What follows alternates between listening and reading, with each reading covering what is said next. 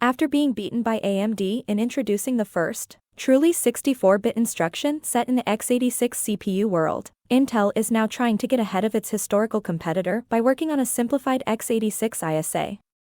16-bit compatibility is gone for good, while 32-bit software should be safe for the time being.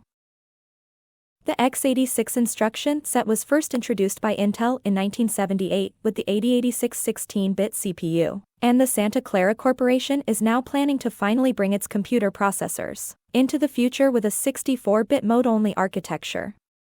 The proposed x86s, or x86s ISA is still in the design and feedback phase, and it would provide one of the largest upgrades to the x86 architecture since the introduction of 64-bit registers and memory addressing with the x86-64 instruction set. As Intel highlights on its technology blog, the long life of the x86 architecture has resulted in one of the richest software ecosystems existing today with an enormous installed base of PC, cloud, and mobile devices.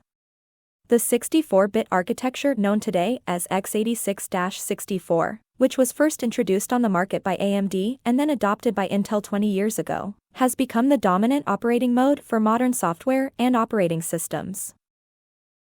Microsoft doesn't provide a 32-bit only version of Windows 11 anymore, Intel says, and the firmware embedded on Intel motherboards no longer offers native support for non-UEFI 64 operating systems like MS-DOS or ancient 32-bit Windows versions.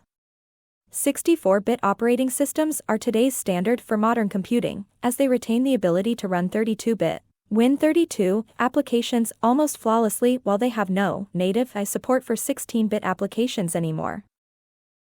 Intel thinks that x86-64 popularity finally provides an opportunity to simplify the x86 hardware and software ecosystem. The new x86 SISA removes certain legacy modes that have very little utility in modern operating environments, the company says, except for bootstrapping the CPU in 8086 mode and then transitioning to an exclusive 64-bit operating mode.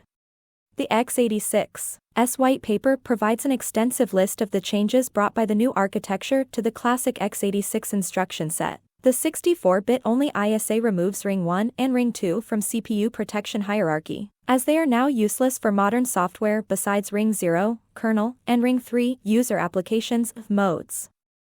16-bit addressing support is gone too, together with 16-bit real mode, 32-bit applications in Ring 0, some unused operating system mode bits, and more. x86s should provide plenty of compatibility for 32-bit Win32 applications, so retro gaming and software zealots like yours truly would be safe for now. As for legacy support of earlier 64-bit operating systems, Intel says that virtualization technology is mature enough to provide software and hardware solutions to keep users happy. Everything else, 16-bit, DOS, 32-bit OSes, Intel suggests, will only run in emulators and virtual machines.